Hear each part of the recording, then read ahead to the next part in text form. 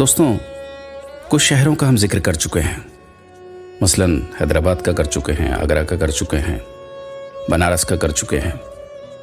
आज एक ख़ास शहर, हालांकि फहरिस्त जब बनाई जा रही थी तब आज जिस शहर को लिया है उसका जिक्र नहीं था, लेकिन मेरे जो सुनने वाले हैं उन सुनने वालों में एक प्रीत कौर हैं जिनका ताल्लुक़ पटियाला से है। अक्सर वो सुनती हैं और अक्सर वो उनके कमेंट्स आते हैं, उनके ऑडियो मैसेजेस आते हैं। बहुत खूबसूरत बोलती हैं आप। तकरीबन 70 ईयर्स के ऊपर की उनकी उम्र होगी। उनकी अम्मी अभी भी हैं 90+। उन्होंने अपने तासुरात का इजहार किया है वक्त के ऊपर, और पटियाला की एक कोठी, सेठ चरणदास की कोठी कहलाती थी जो, उसका जिक्र उन्होंने किया है। बस उसी को बेस बनाकर पटियाला के ऊपर एक रचना आपके सामने लेकर आया। कुछ शहरों की एक अलहदा खासियत होती है कि वो अपनी किसी मखसूस इमारत के नाम से शुमार किए जाते हैं। शहर आगरा इस बात की बहुत खूबसूरत मिसाल है, क्योंकि आगरे को ताजमहल के नाम से दुनिया भर में शुमार किया जाता है। ऐसा ही एक शहर है पटियाला, जो किला मुबारक, रंग महल, शीश महल, मोतीबाग महल, बारादरी गार्डन और नेशनल इंस्टीट्यूट ऑफ स्पोर्ट्स के साथ ही चरणदास कोठी की वजह से भी जाना जाता है। बहरहाल, पटियाला पैग और पटियाला सूट का भी कोई जवाब नहीं है।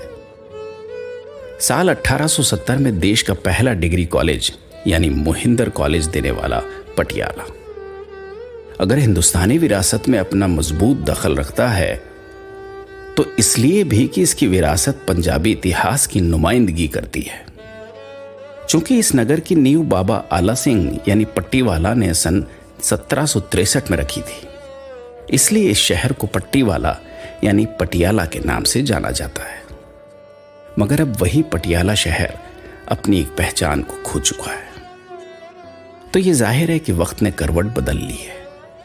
कहते हैं ना, किसी किसी के लिए वक्त बड़ा ही बेरहम होता है। वक्त अगर अपनी पर आ जाए तो अच्छे खासों को इतिहास बना देता है। हमारे पटियाला में एक बहुत बड़े सेठ हुए हैं, सेठ चरणदास। यहाँ का एक मशहूर जगह है 22 नंबर फाटक, रेलवे फाटक है 22 नंबर, उनके ऊपर उनकी कोठी थी। 22 नंबर रेलवे फाटक के पास शान से खड़ी सेठ चरणदास की आलिशान कोठी, जो पटियाला की पहचान थी, वो अब खत्म हो चुकी है।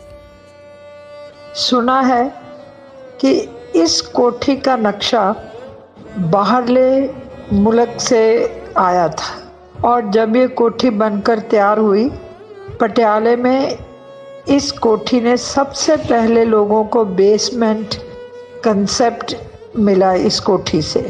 इस कोठी का नक्शा भले ही दीगर मुल्क की देन जरूर थी, मगर इसी कोठी ने पटियाला के लोगों को बेसमेंट का कंसेप्ट भी दिया था, जिसकी बिना पर आज की सैकड़ों इमारतें अपने वजूद पर मुस्कुरा रही हैं। एक वो दौर था जब वहां सिर्फ चरणदास के पास ही विदेशी गाड़ी हुआ करती थी, मगर बेरहम वक्त ने करवट बदली और सेठ चरणदास गुर्बत की जिंदगी जीने को मजबूर हो गए। चरणदास कोठी आज बिक चुकी है, अब तो जमीन दोज भी हो चुकी है। अब क्या ही फायदा कि उसके इतिहास और भूगोल पर आंसू बहाया जाए। आज से 10-20 रोज पहले जब ये इमारत गिराई जा रही थी, पटियाले के जितने भी पुराने बुजुर्ग लोग हैं, वो सड़क के किनारे खड़े होकर, सचमुच उनकी आंखों में आंसू थे, और हर कोई वक्त के लिए बात कर रहा था कि वक्त बहुत बड़ी चीज है।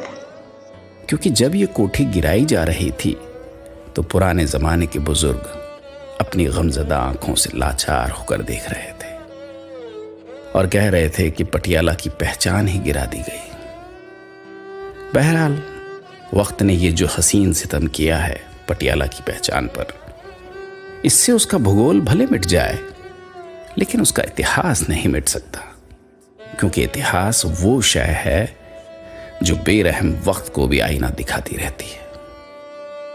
दोस्तों, आज की रचना प्रीत कौर मैम को डेडिकेट कर रहा हूं, जो कि पटियाले से ही ताल्लुक़ रखती हैं। उन तक भी रचना पहुंचेगी, पूरा यकीन है कि उन्हें भी पसंद आएगी। और पटियाला के जो लोग हैं उन्हें भी पसंद आएगी।